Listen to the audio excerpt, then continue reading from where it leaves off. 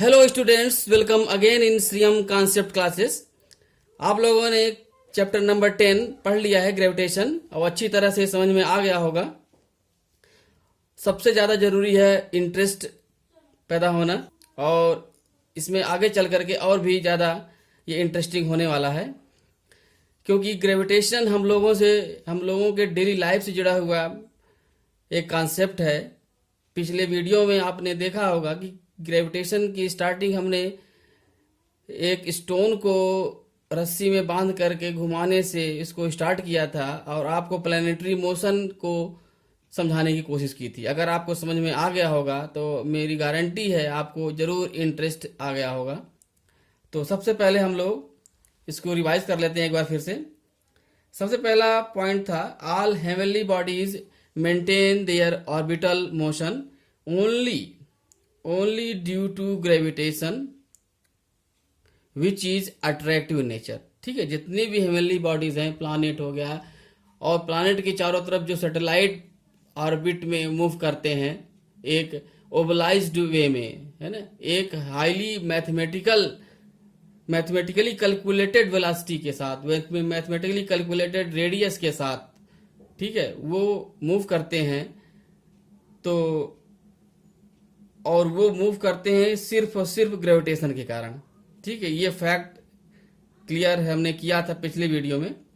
ठीक है, अब आते हैं कि जो भी न्यूटन ने जो लॉ दिया था, F equals to G m1 m2 upon d square, where m1 and m2 are the masses of heavy masses of the two planetary objects. Okay, m1 और m2, और उनकी बीच की डिस्टेंस हमने ले लिया था d, तो उन दोनों के बीच में अट्रैक्टिव फोर्स अप्लाई होगा। ध्यान देना, ग्रेविटेशनल का जो नेचर है ग्रेविटेशनल फोर्स का, वो क्या होता है, अट्रैक्टिव इन नेचर होता है, सिर्फ और सिर्फ अट्रैक्टिव होता है, रिपल्सिव नहीं होता। जबकि इलेक्ट्रिक फोर्स को तुम लोग डिस्कस करोगे क्लास 10th में, तो वो रिपल्सिव भी होता है, लेकिन यहाँ पर ये अट्रैक्टिव नेचर का होता है, और उसकी वैल्यू होती है G m1 m2 upon d square, where G is universal constant, और उसकी वैल्यू 6.673 × 10⁻11 न्यूटन मीटर स्क्वायर पर किलोग्राम स्क्वायर। और इसकी यूनिट कहाँ से आई है वो तुम लोगों को क्लियर हो गया होगा।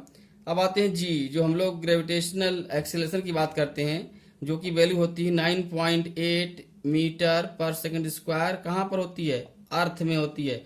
सारे प्लानेट के लिए अलग अलग इसकी वैल्यू होती है। क्यों अलग अलग वैल्यू होती है, क्योंकि ये जी तो कांस्टेंट है सारे यूनिवर्स में, कहीं भी चले जाएं जी की वैल्यू वही की वही रहेगी। लेकिन एम क्या है, मास ऑफ द प्लानेट, और आर क्या है, रेडियस ऑफ द प्लानेट। अगर हम अर्थ की बात करें तो m will be the mass of earth and r will be the radius of earth, जो कि हम लोग कैलकुलेट किए थे। कैलकुलेट करने के बाद वैल्यू आई थी 9.8 मीटर पर सेकंड स्क्वायर। ठीक है, मून की भी कैलकुलेट किए थे, और हमने पाया था कि मून में जो ग्रेविटेशनल एक्सिलरेशन होता है वो अर्थ के ग्रेविटेशनल एक्सिलरेशन का 1/6 होता है। मतलब अगर हम वहां पर अपना वेट कराएं मून में जा करके, तो हमको 1/6 हमारा वेट मिलेगा। तो इसी के कारण जो एस्ट्रोनॉट्स हैं, जब मून में उसका वीडियो अगर देखोगे तो तुम लोग तो वहां पर देखोगे कि वो लोग से हमारी तरह नहीं चल पाते हैं। वो अगर जरा सा हल्का सा भी चलने की कोशिश करते हैं तो उनको जंप का एहसास होता है, क्योंकि हम उनकी जो हैबिट है अर्थ में चलने की है, उसके कारण उसको मेंटेन नहीं कर पाते, ये इसलिए जंपिंग होती है। ठीक है, क्योंकि हमारा जो स्टेप होता है वो पुरानी हैबिट के कारण पुराने वेट को बैलेंस करने के लिए उतनी ही प्रेशर देने की कोशिश करते हैं, जबकि हमको प्रेशर 1/6 ही देना है मून के लिए, तो वो हमारी हैबिट में नहीं आ पाता। अगर हैबिट में आ जाए कि हम यहाँ पर जितना प्रेशर देते हैं उसका 1/6 मून में प्रेशर दें चलने के लिए, तो हम इस तरह से जंप नहीं करेंगे, जैसे यहाँ पर चलते हैं वैसे वहाँ भी चलेंगे। ठीक है, लेकिन ये इतना आसान नहीं होता। बच्चे को चलने सीखने में 3 साल लग जाते हैं, तो इतना आसान नहीं है। ठीक है, और वो 1/6 कैलकुलेट करना बहुत बड़ी बात है। ठीक है, अब आते हैं वेट का formula m/g, where m is the mass of object. Mass change नहीं होता, मास कैपिटल जी चेंज नहीं होता। दुनिया के किसी भी कोने पहुंच जाओ, ब्रह्मांड के कहीं पहुंच जाओ, तुम्हारा मास नहीं चेंज होगा और तुम्हारा ये और ये कैपिटल जी नहीं चेंज होगा, capital G is the universal constant, ठीक है। तो और मास के बारे में हमने गॉड पार्टिकल का भी कॉन्सेप्ट बताया था, जो कि अभी इसमें भी रिसर्च चार्ज चालू है। और लास्ट में आया था P equals to T upon A, pressure और थ्रस्ट में रिलेशन या प्रेशर और फोर्स में रिलेशन, और जिसकी प्रेशर की यूनिट आई थी न्यूटन पर मीटर स्क्वायर। और उसके बाद हम लोग पढ़े थे Archimedes principle. According to Archimedes, जब भी हम किसी ऑब्जेक्ट को किसी फ्लूइड में डिप करते हैं तो उसमें हमको बॉयंसी फोर्स की फीलिंग होती है, और वो फोर्स कितना होता है, that will depend the portion of immersed part of that body. मतलब फोर्स, जो वैल्यू बॉयंसी फोर्स होगा वो होगा the weight of the fluid displaced by the immersed object, ठीक है। मतलब अगर कोई बहुत जिसकी डेंसिटी बहुत कम होगी तो वो फ्लोट करेगा, जिसकी डेंसिटी, जिस मटेरियल की डेंसिटी बहुत ज़्यादा होगी वो डिप कर जाएगा, डूब जाएगा, जैसे, ठीक है। और जैसे कि हमारे जो बोट होते हैं, और लकड़ी का भी बोट होता है, और शिप आयरन का भी होता है, जबकि आयरन की डेंसिटी ज़्यादा होती है, और आयरन से बना हुआ शिप तैरता है, और आयरन की बनी हुई कोई भी तुम्हारी सुई भी डूब जाती है। ऐसा क्यों है? क्योंकि जो एरिया है, कांटेक्ट एरिया या displaced amount, displaced volume of fluid वो कम होता है जब हम शिप को बनाते हैं इस तरह से, जिससे कि उसका जो कांटेक्ट एरिया वो बढ़ जाए, और साथ साथ जो displaced volume of fluid of water will be larger, जिससे कि उसका जो वेट है, जो डिस्प्लेस्ड वाटर होगा शिप के द्वारा, शिप जब डुबोते हैं तो कुछ पानी हटाता है, वो हटाए हुए पानी का जो वेट होगा वही वेट के बराबर वाटर बॉयंसी फोर्स ऊपर की तरफ लगाएगा, जिसके कारण शिप तैर पाती है, ठीक है। इसके बाद हम लोग पढ़े थे relative density.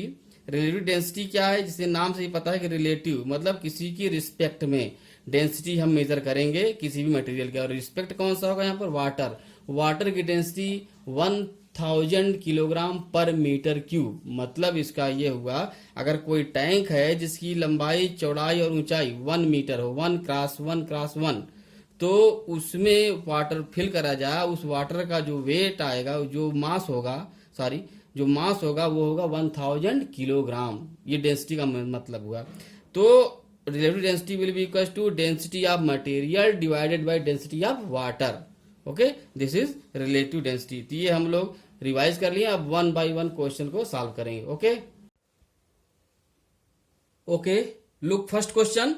How does the force of gravitation between two objects change when the distance between them is reduced to half? Let there are two bodies having mass m1 and m2 and placed at distance d between them. ठीक है, तो F1 है उन दोनों के बीच का force, जो कि फार्मूला लिख दिया हमने Gm1m2 upon d square. D का मेजरमेंट हमेशा हम सेंटर पॉइंट से करते हैं, किसी भी ऑब्जेक्ट के सेंटर पॉइंट से ही करा जाता है, क्योंकि एक टर्म आता है सेंटर ऑफ ग्रेविटी, ठीक है, जहां पर उस पॉइंट से सारा मास कंसंट्रेट होता है, जिसको आगे हम लोग पढ़ेंगे। तो यहां पर देखते हैं कि फोर्स की वैल्यू क्या हो जाती है जब हम उनके बीच की डिस्टेंस को रिड्यूस करके हाफ कर देते हैं। Let suppose that the value is new force is F2, then G will be same, M1 M2 will be same, and D will be D half, D by 2 का whole square. Okay. Let's start question number 2. Gravitational force acts on all objects in proportion to their masses. Why then a heavy object does not fall faster than a light object? Okay. तो यहाँ suppose करते हैं ये earth है जिसका मास m है, और ये ऑब्जेक्ट है जिसका मास स्मॉल m है, ठीक है। तो उसमें जो अट्रैक्टिव फोर्स होगा, यानी gravitational force, that will be F equal to G m upon d square. Let d is the distance between them.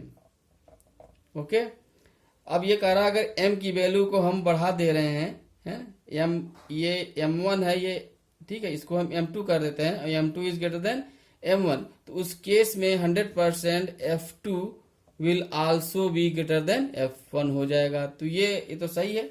अब यहाँ पे ये कह रहा है कि ये जब F2 ज्यादा हो गया तो वो बॉडी, हैवी बॉडी जल्दी क्यों नहीं गिरती। ठीक है, तो ये ऐसा इसलिए है कि जो फोर्स अट्रैक्ट हो रहा है, attractive force will also be equal to m into G. और यहाँ पे जी क्या है, this is the gravitational acceleration है।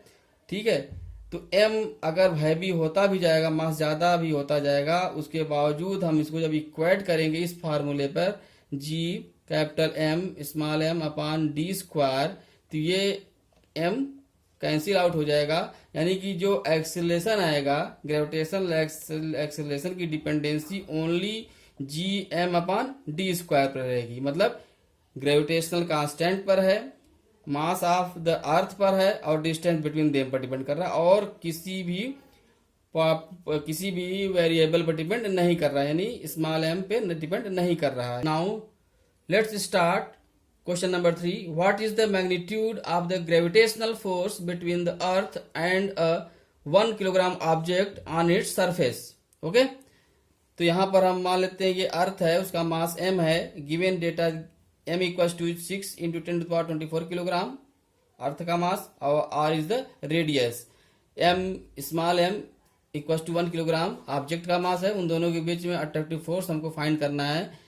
फार्मूले पर जाते हैं, attractive force, gravitational force between them will be G M M upon are square. Okay, G की वैल्यू तुमको याद हो गई होगी, 6.673 इंटू 10⁻⁻11 न्यूटन मीटर स्क्वायर पर किलोग्राम स्क्वायर। तरीका पता है यूनिट निकालने का? अगर भूल जाओ तो यूनिट निकालना बहुत ही आसान है, याद करने की कोई जरूरत नहीं है।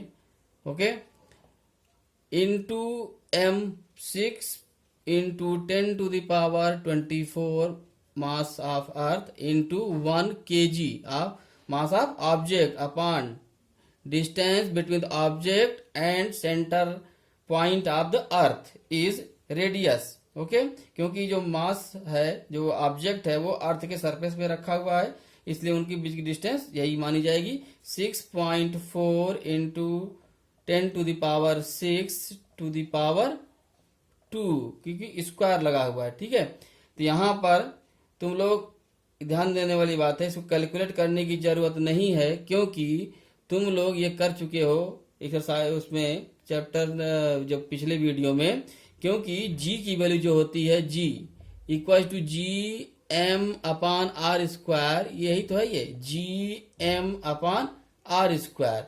इसकी वैल्यू कितनी आई थी याद करो, 9.8 मीटर पर सेकेंड स्क्वायर आई थी, याद है? ठीक है, तो ये वैल्यू कितनी आएगी, इतनी 9.8 मीटर पर सेकेंड स्क्वायर आएगी।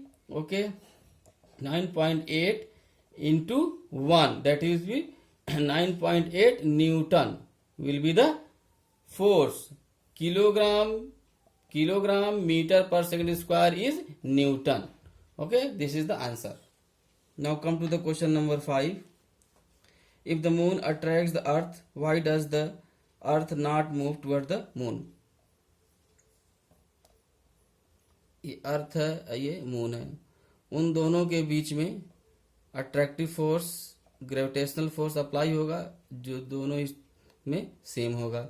ठीक है, और हमको ये पता है कि मून सर्कुलर पाथ में अर्थ के चारों तरफ रोटेट कर रहा है। इस रोटेशन के कारण उसमें एक सेंट्रीपिटल फोर्स अप्लाई होगा, जो कि होगा mv स्क्वायर अपान r, जहाँ v क्या है, इसका टेंजेंशियल वेलोसिटी है मून का, r डिस्टेंस बिटवीन देम। ठीक है, तो ये दोनों, ये तो बैलेंस हो जाएगा। इस बैलेंस के कारण मून अर्थ की तरफ नहीं गिरेगा, ये समझ में आ रहा है। लेकिन क्वेश्चन ये है कि अर्थ मून की तरफ क्यों नहीं आगे बढ़ रहा है। ठीक है, तो इसको देखते हैं। अब ये अर्थ भी सर्कुलर मोशन में है, लेकिन कहाँ पर है, अराउंड दी सन के चारों तरफ वो सर्कुलर मोशन में है, तो जिसके कारण इसमें एक और फोर्स लगेगा, एफ डैश कर दे रहे हैं हम, जो कि सन और अर्थ के बीच में लग रहा है ना, तो F dash will be much larger then F. और क्योंकि ये सर्कुलर मोशन में है अराउंड द सन, तो उसके कारण यहाँ भी एक फोर्स लगेगा, centripetal force, v square upon, यहाँ हम आर डैश कर दें। आर डैश क्या है? Distance between the earth and sun. तो ये अर्थ और सन के बीच में जो फोर्स लग रहा है एफ डैश, उसको ये बैलेंस कर देगा। ठीक है, तो ये हो गया बैलेंस। लेकिन बात यहाँ आ रही है एफ की, जो कि मून के कारण लग रहा है अर्थ पर, और जिसको बैलेंस करने के लिए कोई भी फोर्स नहीं अप्लाई हो रहा है। तो इसमें देखो कॉन्सेप्ट इन्वॉल्व है, बहुत अच्छी तरह समझना। तो यहाँ पर ये होगा, इस फोर्स के कारण एक्सेलरेशन जनरेट जो होगा उसको देख लेते हैं क्या होगा। तो F equals to m a है, तो उस वहां पर आ जाएगा, F की वैल्यू हम निकालेंगे, जो है ये G M M upon are square होता ही है। Force between earth and moon will be F equals to G M E M M upon are square. ठीक, इतना फोर्स लगेगा अर्थ पर मून की तरफ, जो कि वैल्यू होगा एफ। ठीक है, ये मास एम ही है। अब न्यूटन सेकंड लॉ अप्लाई करेंगे, तो इस फोर्स के कारण अर्थ में जो एक्सेलरेशन प्रोड्यूस होगा टुवर्ड्स द मून, उसको देख लेते हैं। Suppose that this acceleration is A, तो M E A F equal to, और that is equal to G M E M M upon are square. ठीक है, तो यहाँ जब हम डिवाइड करेंगे, इसको मान लेते हैं, अभी एफ ही मान लेते हैं, तो एफ अपॉन एम ई होगा। ठीक है, तो यहाँ देखो m e is much larger than m m. जो अर्थ का मास है वो मून के कंपैरिजन में बहुत ही ज़्यादा है, और जो फोर्स आएगा उसमें हम एम ई को डिवाइड करेंगे जब, तो ए की वैल्यू नेग्लेजिबल टू जीरो हो जाएगी, मतलब इक्वल टू नेग्लेजिबली जीरो हो जाएगी ए की वैल्यू। तो उसके कारण जो फीलिंग होगी अर्थ के डिस्प्लेसमेंट की बहुत ही मामूली होगी, जो कि समझ में नहीं आएगा। लेकिन ये new moon and full moon, मतलब पूर्णिमा और अमावस्या के दिन क्या होता है, जो भी समुद्र हैं जिसमें बहुत लार्ज मास कलेक्शन होता है फ्लूइड का, तो उसके कारण उन दिनों में फोर्स की वैल्यू कुछ ज़्यादा हो जाती है, क्योंकि मून कंपैरेटिवली और क्लोज आ जाता है अर्थ के। एफ की वैल्यू जब क्लोज आएगा तो आर की वैल्यू कम होगी, तो एफ लार्जर हो जाएगा, और जब एफ लार्जर होगा तो ए की वैल्यू थोड़ी सी ज़्यादा हो जाएगी। तो इसी के कारण फुल मून और न्यू मून के दिनों में टाइड्स आते हैं, ज्वार भाटा आता है, और उसमें ऊंची ऊंची लहरें उठती हैं। तो उन दिनों समझ में आता है, बाकी दिन उतनी फीलिंग नहीं आती है। ठीक है, लेकिन होता जरूर है। वो क्या होता है, निग्लेजिबल होता है। ओके,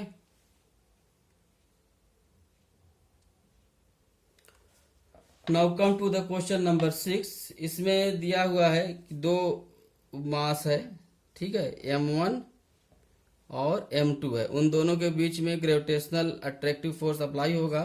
ठीक है, और उसकी वैल्यू हमको पता है G m1 m2 upon are square होगी। उन दोनों के बीच की डिस्टेंस क्या लिया हमने, आर। अब यहाँ पर 3 क्वेश्चन पूछे जा रहे हैं। फर्स्ट क्वेश्चन अकॉर्डिंग क्या है, the mass of one object is doubled. किसी एक का मास क्या होगा, डबल कर दिया गया। तो उस केस में क्या होगा, m1 की वैल्यू हो जाएगी 2m1, और पूरे में 2 का मल्टीप्लीकेशन हो जाएगा, यानी कि जो F1 आएगा, नया फोर्स आएगा due to doubling of any one of the masses, then F1 will be equal to 2 times of F, previous force का डबल हो जाएगा। सेकंड क्वेश्चन आ रहा है, सेकंड क्वेश्चन में पूछ रहा है कि the distance between the object is doubled and tripled, यानी कि आर की वैल्यू को डबल कर दिया जा रहा है और ट्रिपल। पहली बार अगर डबल किया जाएगा तो एफ की वैल्यू क्या हो जाएगी, पूरा सेम रहेगा, एफ इक्वल हो जाएगा जी m1 m2 अपान 2r का होल स्क्वायर। तो यहाँ से 2 2 जा 4, और आर स्क्वायर पहले जैसा रहेगा, यानी कि एफ अपान 4 आ जाएगा। ठीक है, ट्रिपल कर दिया जाएगा, 3 3 जा 9, तो एफ अपान 9 आ जाएगा। तो यानी कि जो F2 आएगा नया फोर्स, प्रीवियस का F/4 if R equal to 2R and F2 equal to F/9 if R equal to 3R। Okay, third question पूछ रहा है, थर्ड पार्ट में क्या है, the masses of the both objects are doubled. यानी कि m1 को कर दिया गया है 2m1 और m2 को भी कर दिया गया है 2m2। तो f की वैल्यू यानी कि हम इसको लिख दे रहे हैं, थर्ड क्वेश्चन के लिए f3 लिख दे रहे हैं। तो g m1 की जगह क्या हो जाएगा 2m1 into 2m2 upon R square. तो 2 2 जा 4 यानी कि हो जाएगा 4 टाइम्स ऑफ प्रीवियस फोर्स। ये आंसर है। Okay, come to the question number 7। इसमें कह रहा है what is the importance of universal law of gravitation. Universal law of gravitation का इंपॉर्टेंस हमने इसके वीडियो लेक्चर में दे दिया है। ठीक है, चैप्टर नंबर 10 के वीडियो में इसको देख लो, और अभी यहाँ बता भी दे रहे हैं। यूनिवर्सल लॉ ऑफ ग्रेविटेशन का मतलब ये हुआ कि कोई भी दो हेवनली बॉडीज है m1 m2, उन दोनों के बीच में एक अट्रैक्टिव फोर्स अप्लाई हो रहा है। F equal to G m1 m2 upon are square होता है। ठीक है, इसका मास m1 ले लेते हैं, इसका मास m2। कोई भी दो बॉडीज इन यूनिवर्स, तो उनके बीच में ये अप्लाई होगा। G gravitational constant, universal gravitational constant है। ठीक है, इन दोनों के बीच डिस्टेंस r है, m1 m2 देयर मासेस। अब यहाँ पर ये अप्लाई हो रहा है और ये ऑब्जेक्ट्स सर्कुलर मोशन में है इस ऑब्जेक्ट के, तो यहाँ पर एक सेंट्रीपिटल फोर्स लगेगा mv² अपान r, यानी m2v² अपान r लगेगा। इन दोनों को बैलेंस करेगा। तो यहाँ ये बताया था हमने कि ये जो फोर्स है अगर ये रोटेशन में नहीं रहेगा तो क्या होगा, due to this attractive force ये बॉडी एक दूसरे की तरफ कोलाइड कर जाएंगी। ठीक है, तो कोलाइड नहीं कर रही हैं क्योंकि वो सर्कुलर मोशन में है और अपनी एक पर्टिकुलर ऑर्बिट में है। तो यही जो टर्म है ये सारे प्लैनेट के लिए, एवरी पार्टिकल के लिए फॉलो हो रहा है। तो ये इसका इंपॉर्टेंस है। अगर ये फोर्स ना होता तो शायद सर्कुलेटरी मोशन जो प्लानिटरी सिस्टम है हमारा वो एग्जिस्ट ही ना करता, कोलैप्स कर गया होता। Okay, now come to the question number 8। What is the acceleration of free fall. ये उस वीडियो लेक्चर में बताया गया था। ठीक है, अर्थ है। ठीक है, कोई भी हेवनली मास बॉडी हो सकती है, लेकिन हम यहाँ अर्थ को ले रहे हैं एग्जांपल के लिए। और इसका मास m है और ये ऑब्जेक्ट है जो कि फ्री फॉल कर रहा है। फ्री फॉल का मतलब होता है u इक्वल टू 0 इसकी इनिशियल वेलोसिटी को क्या कर दिया गया 0, मतलब जस्ट इसको ड्रॉप कर दिया गया। तो what will be the acceleration between acceleration of that mass m। ठीक है, इन दोनों के बीच में अट्रैक्टिव फोर्स जो कि ग्रेविटेशनल होगा वो अप्लाई होगा। F equal to G m m upon are square होगा। अब ये डिस्टेंस क्या r है। ठीक है, लेकिन अगर मास अर्थ सरफेस के बहुत पास में है तो हम नियरली इक्वल टू इसको क्या बोल देते हैं, रेडियस ऑफ अर्थ के बराबर बोल देते हैं। तो यहाँ पर F आ गया। अब इसमें जो फोर्स अप्लाई होगा F इक्वल टू ma। ठीक है, तो a की वैल्यू क्या हो जाएगी F अपान m, और F हम कैलकुलेट कर लिए हैं तो m कट जाएगा। जब डिवाइड करेंगे तो क्या बचेगा g me upon are square. तो this will be the acceleration. अब इसी a को क्या बोल देते हैं हम, g बोल देते हैं। तो ये इसकी वैल्यू आ जाएगी। और यहाँ कैलकुलेटर जब वैल्यू रखोगे सारी तो जी ए की वैल्यू हो जाएगी एंड जी की वैल्यू हो जाएगी 9.8 मीटर पर सेकंड स्क्वायर। अर्थ के लिए है। मून में चले जाएंगे तो मून में या मी की जगह मून का मास रखा जाएगा। ठीक है, और रेडियस जो कि अर्थ का रेडियस है यहाँ पर रखेंगे, तब आया था 9.8, लेकिन यहाँ पर रखेंगे तब मून का रेडियस रखेंगे। और वहाँ पर जब रखेंगे तो जी डैश आएगा अगर मून पर, तो वो हो जाएगा जी अपान 6, 1/6 आ जाएगा जो कि अर्थ का acceleration. Okay, now come to the question number 9। What do we call the gravitational force between the earth and an object. Okay, बहुत ही इजी क्वेश्चन है।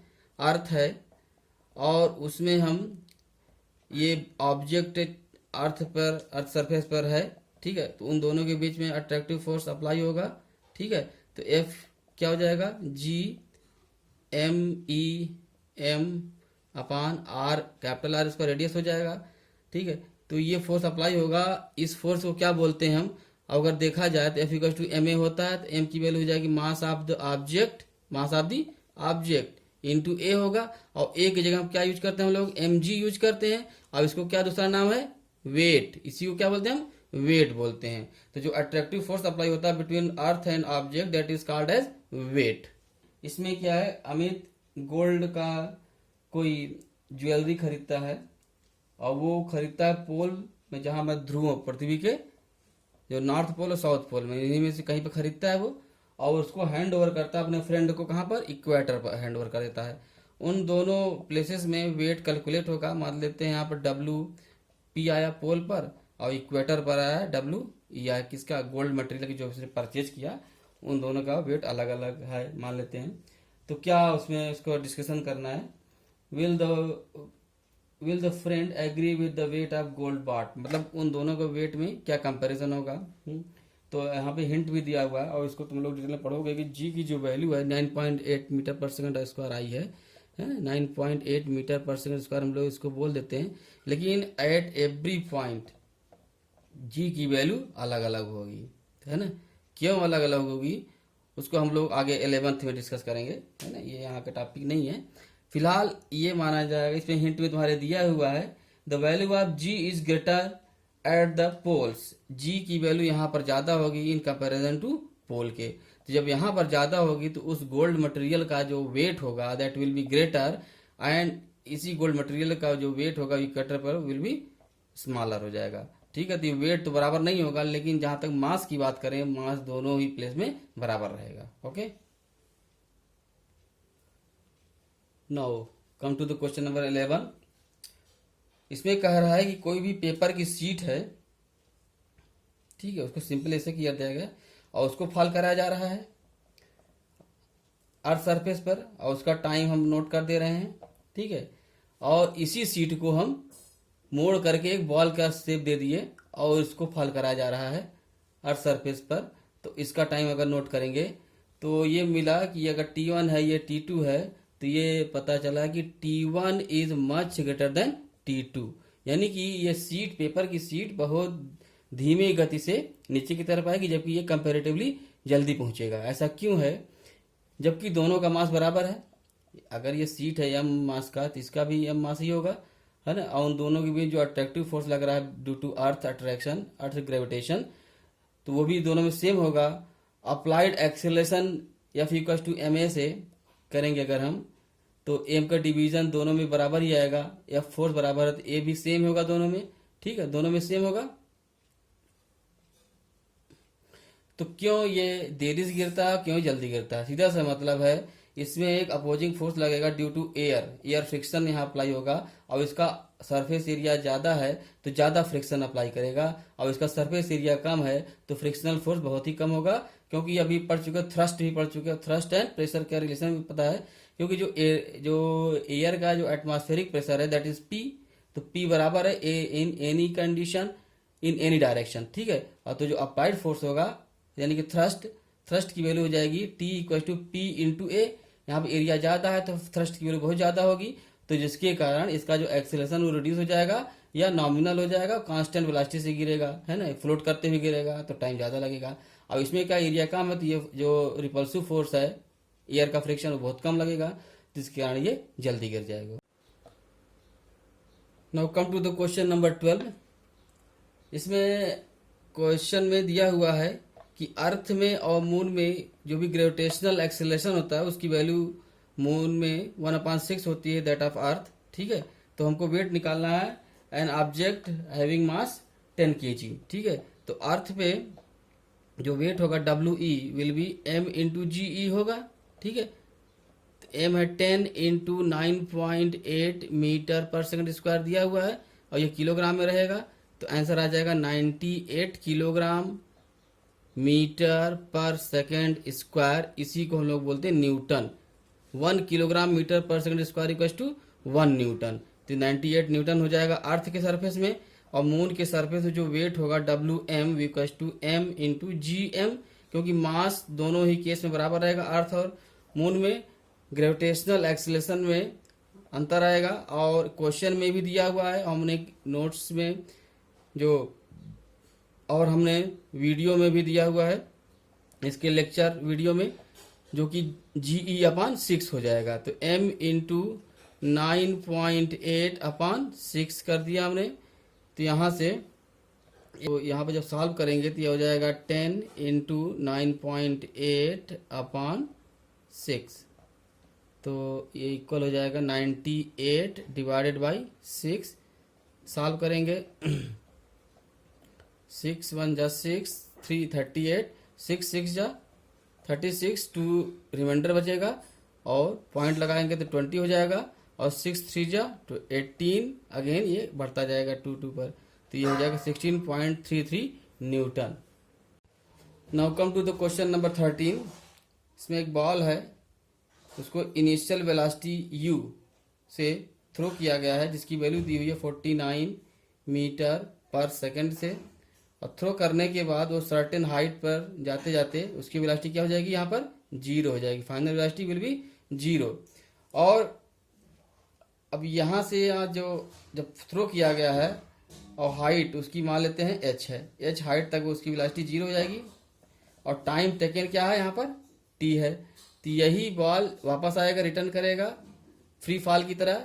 उसमें इसकी इनिशियल वेलोसिटी यहाँ पर क्या हो जाएगी 0, और यहाँ पर करते करते वही इसी वेलोसिटी पर जो इसकी इनिशियल वेलोसिटी थ्रो करते समय वही फाइनल वेलोसिटी हो जाएगी 49 मीटर पर सेकेंड हो जाएगी। तो हमको क्या फाइंड करना है, हमको h निकालना है और t निकालना है। ठीक है, तो हमारे पास इक्वेशन ऑफ मोशन है v equals to u plus at होता है, तो a की जगह पे क्या हो जाएगा, यहाँ पर g हो जाएगा, क्योंकि ये ग्रेविटेशनल फील्ड में इसका मूवमेंट हो रहा है, तो ग्रेविटेशनल एक्सेलरेशन क्या होता है, g होता है, u प्लस जी टी हो जाएगा। h इक्वल्स टू क्या हो जाएगा, s की जगह पे h यूज होगा, h equals to u t plus half G T square. Third equation convert हो जाएगा v square equals to u square plus 2gh हो जाएगा। ठीक है, हमको फाइंड करना h और t, तो यहाँ से इससे तो हमको t मिल जाएगा, है कि नहीं, v पता है, u पता है, g भी पता है, t मिल जाएगा। लेकिन जब अपवर्ड मोशन होगा तो उस समय g क्या हो जाएगा, नेगेटिव हो जाएगा। ओके, क्योंकि हमारा जो मूवमेंट अपवर्ड हो रहा है जबकि एक्सेलरेशन क्या आ रहा है, डाउनवर्ड हो रहा है, यानी कि ये किसका केस है, रिटार्डेशन का केस है, तो g की वैल्यू नेगेटिव रखेंगे तो यहाँ से हमको टाइम मिल जाएगा। टाइम क्या हो जाएगा, v equal to 0, u 49 metre per second minus g 9.8 metre per second square into t निकालेंगे, तो यहाँ से t की वैल्यू आ जाएगी, t विल बी 49 माइनस से माइनस माइनस कट जाएगा तो 49 अपान 9.8। ठीक है, तो इसकी वैल्यू कितनी आ जाएगी, 5 सेकेंड आ जाएगी। टोटल जर्नी टाइम हो जाएगी 2 इंटू टी यानी कि 10 सेकेंड हो जाएगी। ये तुम्हारा सेकेंड पार्ट का आंसर आ गया। अब now come to the first part. First part में हाइट निकालना हमको, तो हाइट के लिए हम कोई भी इक्वेशन यूज करते हैं, चाहे इसको यूज कर सकते हैं चाहे इसको यूज कर सकते हैं। ठीक है, तो जो भी तुमको आसान लगे, हाँ, तो इसी को कर लेते हैं। h इक्वल टू हो जाएगा तुम्हारा यू टी, यू क्या है इसमें यहाँ पे 49 इंटू 5।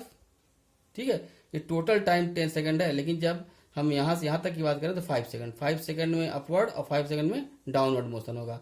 तो you t plus half A 9.8 into T square 5 का होल स्क्वायर, तो यहाँ पर आ जाएगा 5 9 जा 45, 5 4 जा 20 प्लस 4 24। अब यहाँ पर ये देखो ये 9.8 है तो माइनस लगेगा हाफ जी टी स्क्वायर से। ठीक है, माइनस हाफ इंटू 9.8 इंटू 25।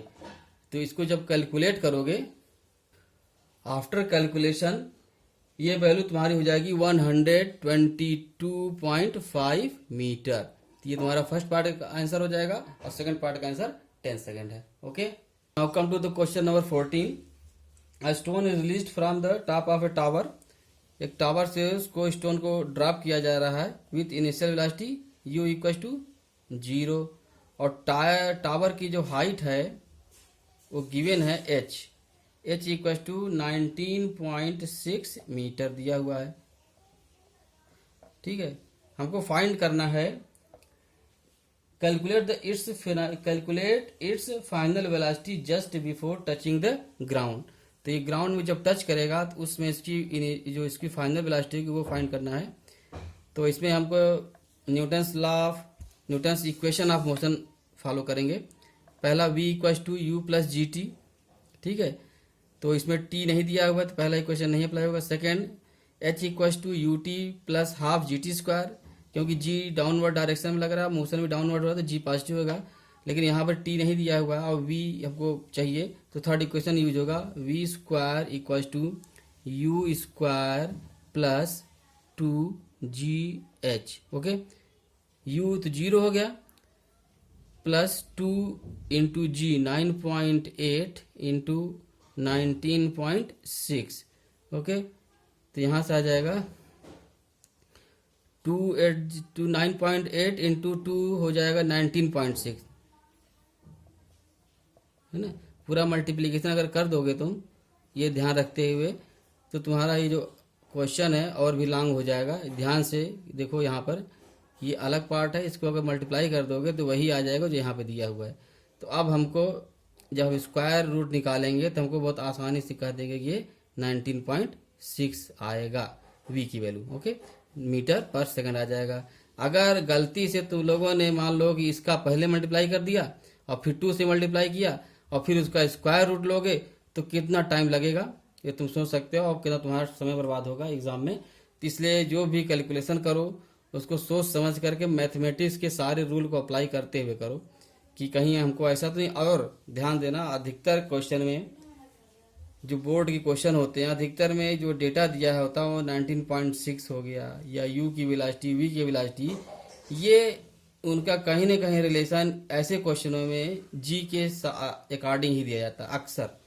या और भी कोई क्वेश्चन, किसी दूसरे चैप्टर क्वेश्चन है तो उसमें भी ये यूज किया जाता है कि स्टूडेंट प्रेजेंट ऑफ माइंड का यूज कर रहा है या नहीं, कि एक तरीके से सीधे तौर पे अंधी दौड़ होती है ना, बस मिल गया क्वेश्चन बस शुरू हो जाओ, है कि जैसे कि किसान को फावड़ा मिला और खेत को करना है उसका खुदाई, तो बस शुरू हो गया, ये नहीं देखता कैसे किस डायरेक्शन में जाए कैसे जाए, वो काम नहीं करना है हमको, है ना। बैल की तरह नहीं काम करना है, सोच समझ करके दिमाग खोल काम करना है।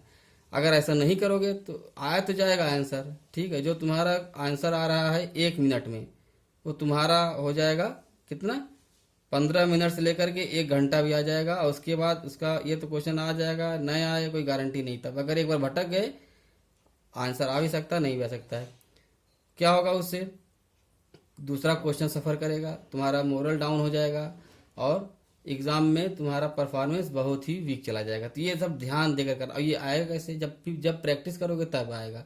हमारे सुनने से हम जो बोल रहे हैं, सुन रहे हो, अच्छा लग रहा है ना, तो उससे कुछ नहीं होने वाला। तुमको ये खुद अप्लाई करना होगा, कई तरह के क्वेश्चन करने होंगे खुद से। हम इतना क्वेश्चन करा दे रहे हैं एनसीईआरटी के, और भी कई सारे क्वेश्चन अवेलेबल हैं बुक में या दूसरे बुक में, वो करोगे। जो नहीं क्वेश्चन आ रहा है, मेरी मेल आईडी है sriamconceptclasses@gmail.com, उसमें तुम लोग क्वेश्चन पूछ सकते हो, फ्री होके पूछो, कोई पैसा नहीं लगेगा, मैं उसका सोल्यूशन जल्द से जल्द देने की कोशिश करूंगा, ठीक है। ये सब काम कर सकते हो, मेहनत तुम्हें करनी है। ओके, चलो इस क्वेश्चन में थोड़ा ज़्यादा टाइम लग गया, तो ये तुम्हारा आ जाएगा फाइनल वेलोसिटी 19.6 मीटर पर second. Okay, come to the question number 15। इसमें दिया हुआ है एक स्टोन जिसकी इनिशियल वेलोसिटी दी हुई है u equal to 40 metre per second, ठीक है। अब उसको थ्रो किया गया अपवर्ड डायरेक्शन में, और g की वैल्यू दिया हुआ है 10 मीटर पर सेकेंड स्क्वायर दिया हुआ है। Okay, find its maximum height reached by the stone, उसकी हाइट निकालनी है, और उसके बाद पहले हाइट निकाल लेते हैं। तो हाइट के लिए क्या होगा, हाइट के लिए v equal to u plus g t नहीं अप्लाई होगा। Second question h equal to u t plus half G T square लगेगा। अब यहाँ पर क्योंकि अपवर्ड डायरेक्शन है तो g की वैल्यू क्या हो जाएगी, निगेटिव होगी यहाँ पर, ठीक है। डायरेक्शन क्या हमारा अपवर्ड है और g तो हमेशा डाउनवर्ड ही लगेगा, तो क्या है ये डिसलेरेशन का केस है या रिटार्डेशन का केस है, तो g विल बी निगेटिव, जिसके लिए हम v equal to u plus g t apply करेंगे नहीं, क्योंकि t हमको गिवन नहीं है, हमको h फाइंड करना है। V have to find h height तक गया वो है, उसकी वैल्यू निकालनी हमको, और यहाँ पर हाइट पहुँचने पर v की वेलोसिटी कितनी हो जाएगी, 0 हो जाएगी, ये अभी हमको पता है। तो सेकंड इक्वेशन में आ जाएंगे h equal to u t plus half G T square, तो g क्या हो जाएगा यहाँ पर, निगेटिव हो जाएगा, क्योंकि g एक्ट कर रहा है डाउनवर्ड और मोशन हमारा अपवर्ड, तो g विल बी निगेटिव, है ना। रिटार्डेशन का है ये केस, डिसलेरेशन का केस है। तो सेकंड इक्वेशन में हमको t नहीं दिया है, वो भी अप्लाई नहीं होगा। थर्ड इक्वेशन में आते हैं, v square equals to u square minus 2 g h, v square zero हो गया, यू स्क्वायर 40 का whole square minus 2g 10 into h हमको निकालना है। ओके, अब यहाँ से आते हैं, इसको इधर डिस्प्लेस करेंगे तो माइनस आ जाएगा, माइनस माइनस प्लस हो जाएगा।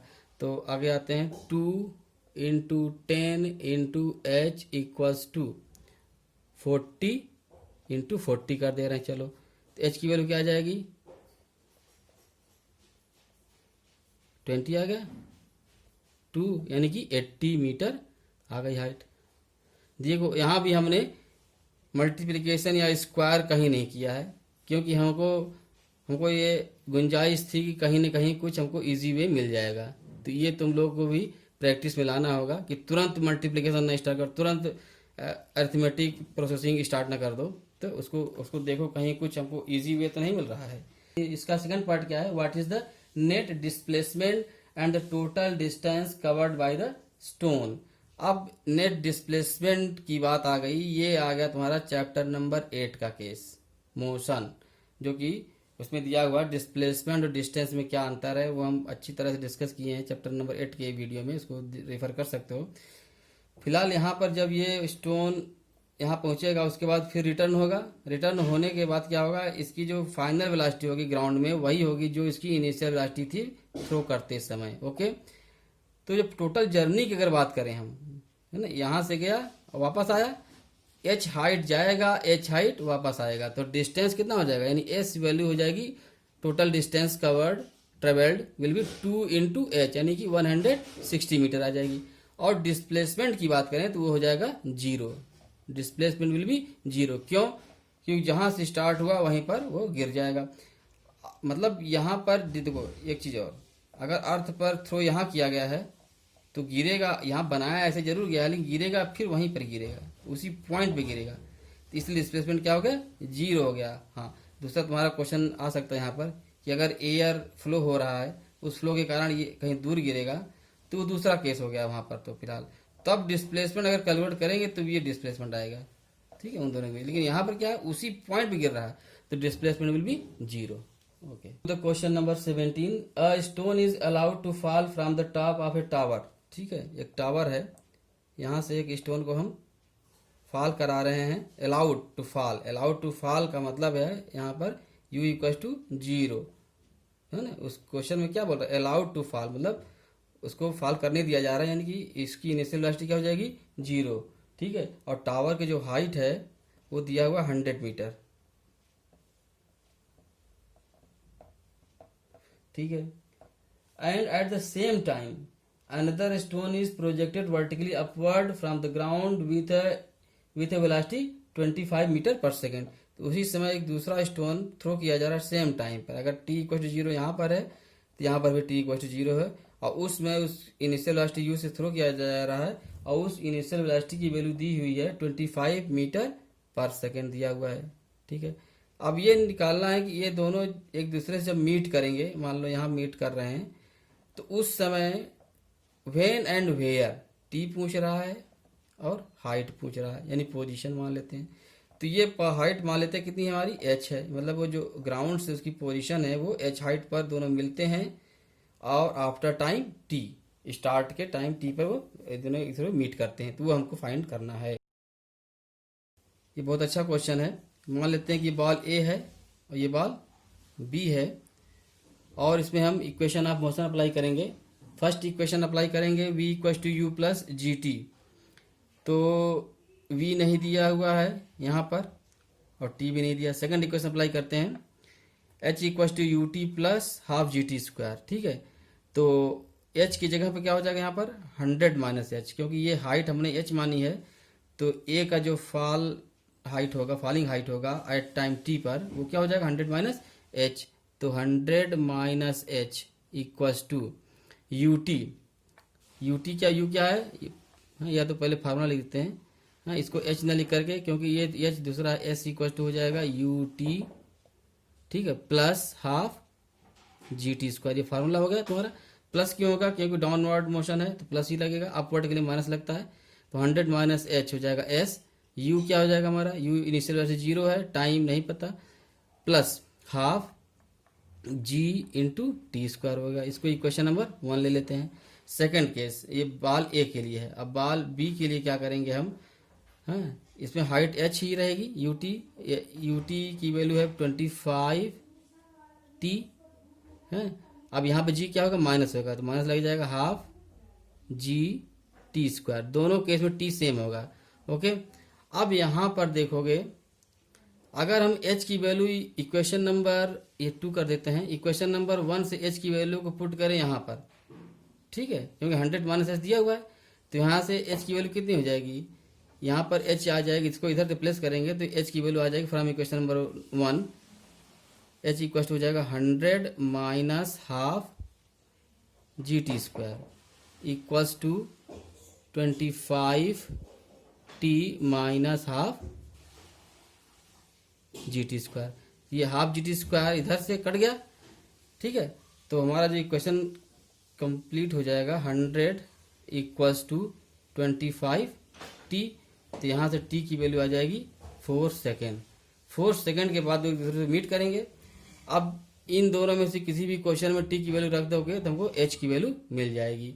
तो रख दो किसी में, हाँ, तो इसी में 100 minus H equals to half G T square, half G की वैल्यू हम 10 ले लेते हैं, ठीक है, इंटू टी की वैल्यू भी 4 आ गई है, तो 4 का स्क्वायर कर देंगे, तो 4 4 जा 16, 1/2 इंटू 10 इंटू 16, ठीक है, ये 5 हो जाएगा, और 16 5 जा 80 हो गया।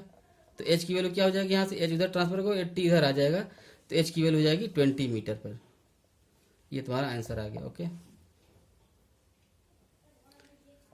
Question number 18, a ball thrown up vertically returns to the thrower after 6 second. मतलब वो एक बॉल को थ्रो किया जा रहा है विथ इनिशियल वेलोसिटी u, और वो रिटर्न होकर के 6 सेकेंड के बाद वापस आता है, यानी कि पूरा टोटल जर्नी टाइम हो गया हमारा 6 second.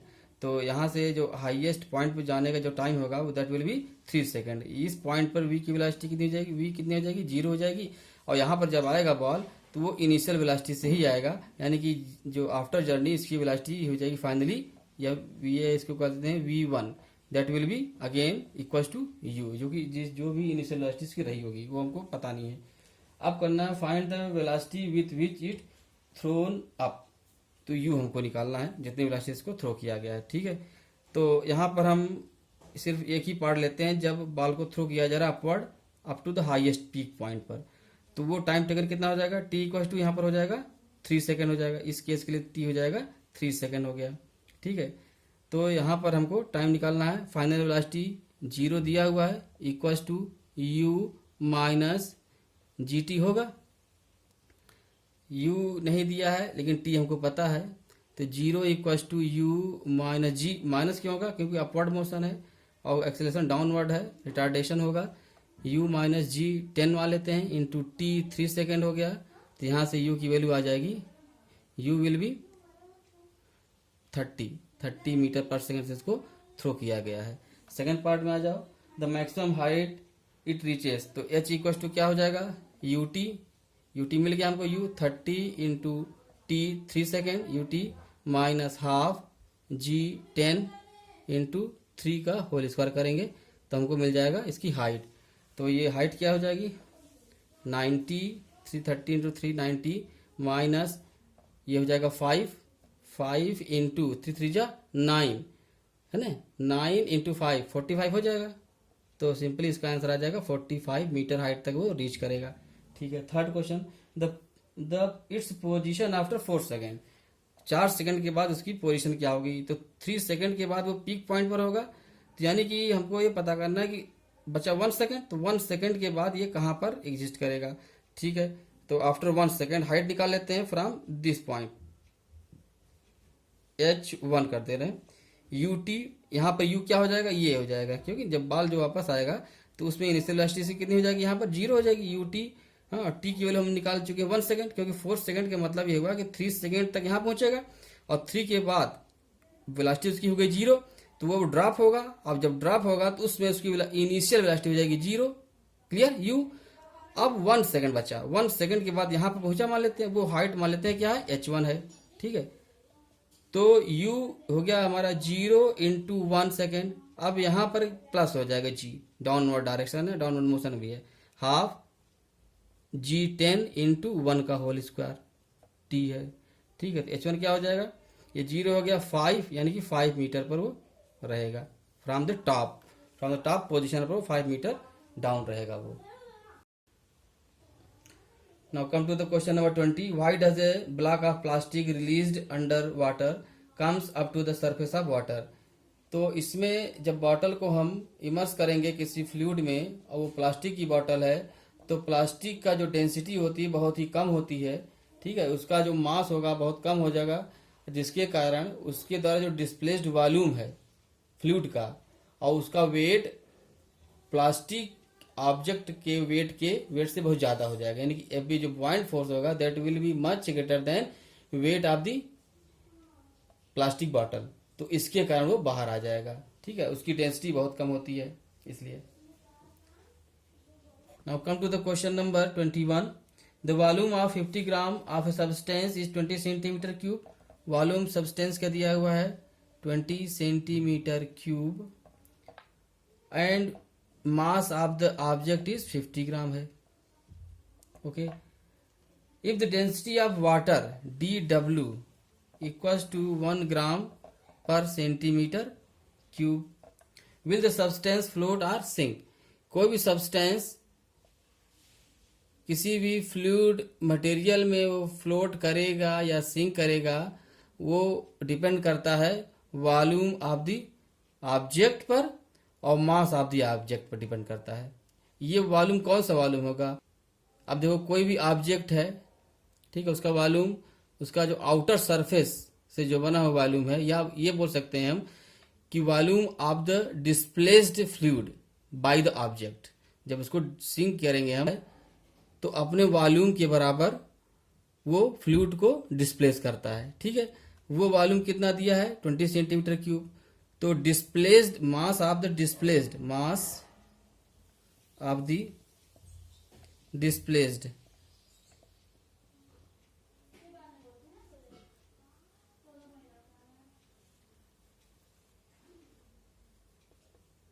Water by the object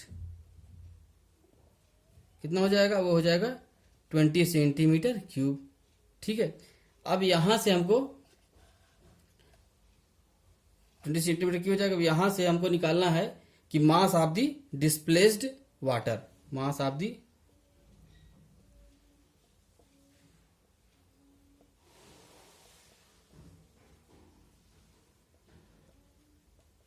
equals to volume into density of the water, है कि नहीं, क्योंकि डेंसिटी का फॉर्मूला क्या होता है, मास of the object, mass of the material and volume of the object और मटेरियल। तो यहां से मास क्या आ जाएगा, d इंटू वी आ गया।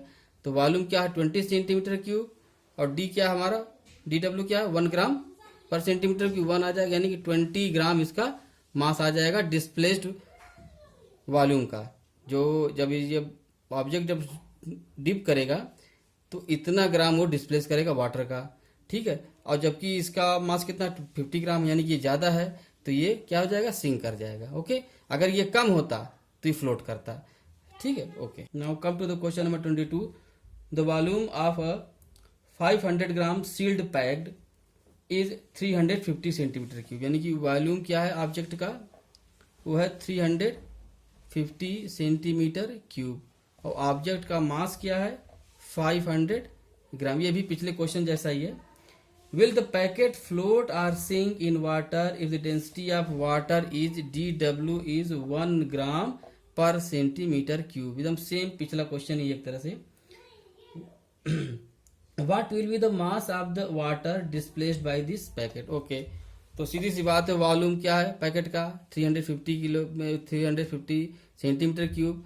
तो मास of the displaced volume of the water will be mw will be volume of the displaced water will be equals to volume of the object that is 350 into ये तो हो गया volume into density, पिछला question जैसा था, तो हो जाएगा 1 ग्राम पर सेंटीमीटर, यानी कि 350 ग्राम आ जाएगा इसका displaced mass of the water by the object, और जबकि इसका ऑब्जेक्ट का मास क्या है 500 ग्राम है, ये ज़्यादा, यानी कि ये भी सिंक कर जाएगा। ओके, तो अब तक ये सारे क्वेश्चन सॉल्व हो गए हैं, है ना, इस ग्रेविटेशनल चैप्टर के, जिसमें बॉयंसी और आर्गुमेंट्स भी इंक्लूड इस चैप्टर में। तो हमने एक एक क्वेश्चन का सोल्यूशन दिया है, तुम लोग इसको अच्छे से पढ़ो।